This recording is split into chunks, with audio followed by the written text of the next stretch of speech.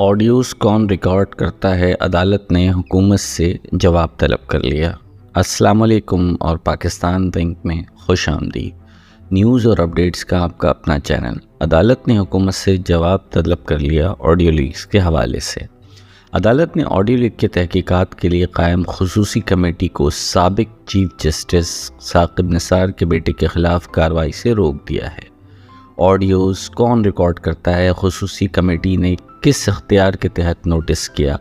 اسلام آباد high court نے وفاقی حکومت سے جواب طلبی کرتے ہوئے پیرا وائز کمنٹس بھی طلب کر لیے ہیں۔ میڈیا رپورٹس کے مطابق اسلام آباد ہائی کورٹ میں آڈیو لیک کی تحقیقات کے لیے قائم خصوصی کمیٹی کی تشکیل کے خلاف درخواست پر سماعت ہوئی۔ سماعت کے دوران چیف جسٹس بابر ستار نے درخواست پر رجسٹرار آفس کے اعتراضات دور کیے اور دوران سماعت انہوں نے استفسار کیا کہ کیا یہ اسپیشل کمیٹی ہے، جس پر درخواست گزار کے وکیل لطیف کھوسا نے جواب دیا کہ اسپیشل کمیٹی کے لیے بھی وہی رولز ہوں گے جو عام کمیٹی کے لیے ہوتے ہیں۔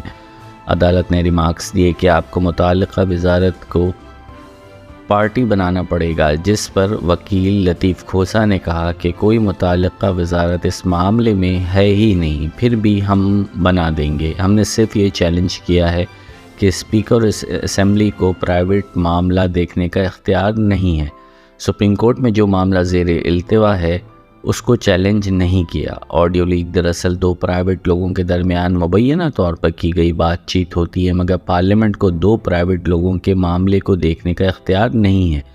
اطلاعات کے مطابق دلائل سننے کے بعد اسلام آباد ہائی کورٹ نے خصوصی کمیٹی کو سابق چیف جسٹس ثاقب نثار کے بیٹے کے خلاف کارروائی سے روک دیا ہے اور پارلیمنٹ کی خصوصی کمیٹی کی جانب سے نجم الثاقب کی طلبی کا نوٹس بھی معطل کرتے ہوئے حکم امتناع جاری کر دیا ہے۔ عدالت نے وفاقی حکومت کو 19 جون کے لیے نوٹس بھی جاری کر دیے ہیں۔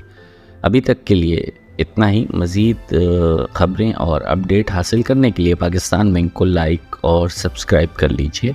شکریہ۔